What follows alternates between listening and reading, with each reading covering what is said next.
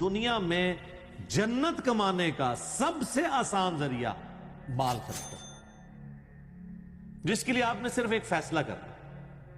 نماز کے لیے تو میرے بھائی آپ کو وضو کرنا پڑے گا، جنبی ہے تو غسل کرنا پڑے گا، کپڑے پاک ہونے چاہیے، مسجد میں جانے کا اہتمام ہے، جماعت سے پڑھنی ہے، اور پھر اس سے مشکل کام یہ ہے کہ نماز میں فل کنسنٹریشن اللہ کی طرف ہو، خشوع خضوع سے ہو۔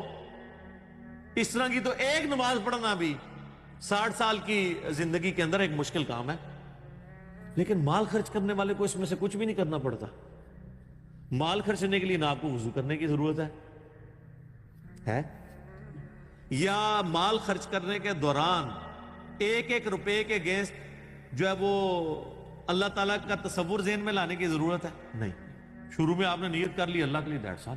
صرف یہ ہے کہ خرچ کریں تو کسی کو بتائیں نہ، یا اعلانیہ بھی خرچ کیا ہے تو آپ ریاکاری نہ کریں،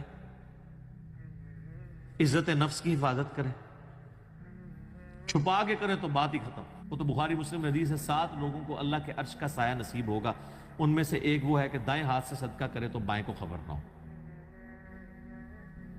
تو مال خرچ کرنے کے لیے تو نہ تو آپ کو کوئی خشوع خضوع درکار ہے، نہ کوئی وضو درکار ہے، نہ کوئی ایفرٹ درکار ہے، بس چپ کر کے خرچ کر دیں، جائیں سٹور کر لیا۔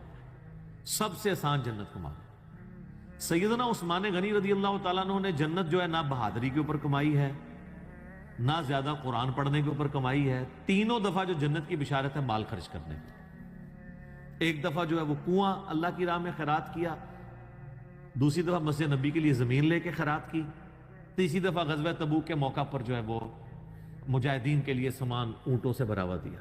یہ جامعہ ترمذی میں حدیث موجود ہے، تینوں موقع پہ نبی الاسلام نے ان کو جنت کی بشارت دی، اور تیسرے موقع پہ تو آپ اتنے خوش ہوئے، آپ فرمایا عثمان آج کے بعد جنتی ہے، چاہے جو مرضی کرے، رضی اللہ تعالیٰ عنہ علیہ السلام۔ تو یہ مال کے پیچھے ہوا ہے نا، سب سے آسان جنت مال کے ذریعے، صرف تھوڑی نیت کرنی۔ اور میں کہتا ہوں آج کل اگر آپ تھوڑا سا میتھمیٹیکل انالیسس کر لیں تو بہت آسان ہے۔ میں حیران ہوتا ہوں جن کے اربوں کے سانسیں ہیں، ان کو کیا چیز مانے اللہ کی راہ میں خرچ کرنے سے؟